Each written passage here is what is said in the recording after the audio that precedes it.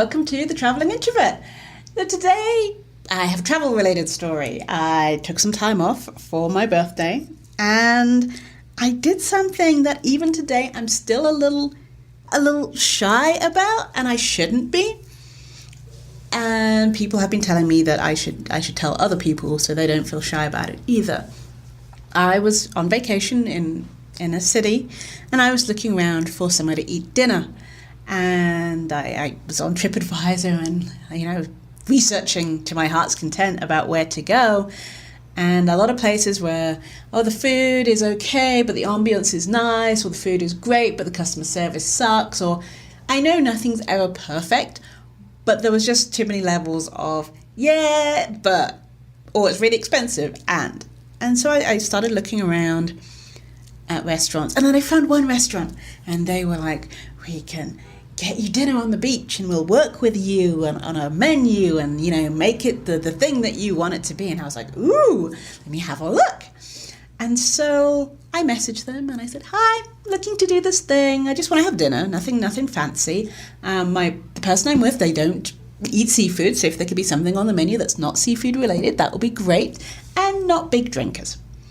And so they messaged me back and I'm open it, all excited, only to find out that they sent me their bog standard menu, which had champagne and cocktails and a whole bottle of this and a bottle of that, and everything on the menu is seafood, and we're going to charge you a ridiculous, I say ridiculous from my point of view in this country that I was in, amount of money to make this happen for you. And I've been told that they were really good at attention to detail. So I found it really depressing and sad that they hadn't taken note of my very specific email and wants and needs. And don't get me wrong, I would pay a good amount of money to get what I want, specifically how I wanted it. But if you ignore me at the first hurdle, then there's a problem. And so I messaged back and I was like, maybe you didn't see what I said, but the this and this and that. And they were very much like, well, maybe you could order off the a la carte menu. There's nothing else we can do for you. So I was sad, and I was speaking with some friends and complaining, and I wanted to do this thing, and I don't really care that much, but I would like to have a nice dinner. I like eating. Eating's good. And one of my friends was like, why don't you get a private chef? And I'm like, I'm sorry, what? What? I think you misunderstood the part where it was a really ridiculous amount of money that I didn't want to spend.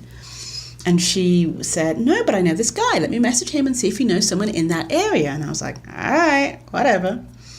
And then I went home and I did a little Googling. It's a terrible thing. And I found some private chefs and I messaged them.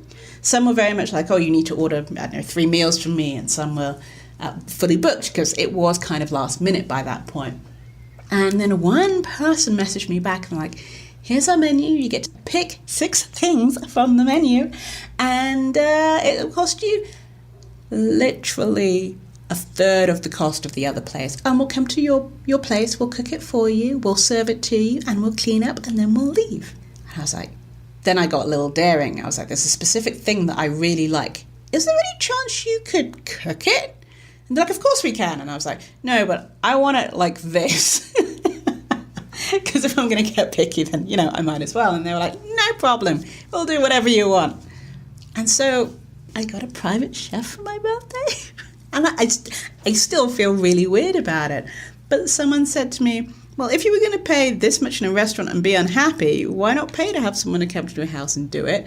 It wasn't an extraordinary amount of money. And the food was good, and they bought so much food that we had leftovers. We worked it out. We would have had leftovers for about 4 days.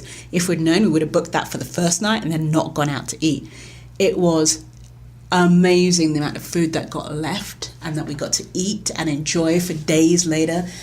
And it was good food. And so sometimes you just never know what will happen. Treat yourself, and it might not be that. And it ended up actually being a money saver in the long term because of the amount of meals I got out of it.